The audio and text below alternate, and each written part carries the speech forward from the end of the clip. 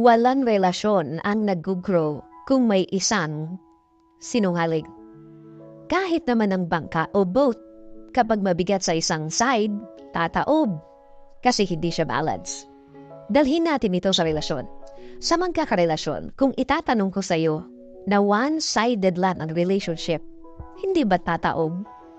O kaya may mapapagod na mag-balance?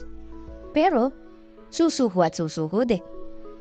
Kapag ang isang relasyon ay yung isa lang ang nagtatrabaho, isa lang ang nag-e-effort, oo, may mga times na humahaba ang relasyon nila, tatagal ng mahabang panahon, pero sa dulo, bibigay at bibigay din.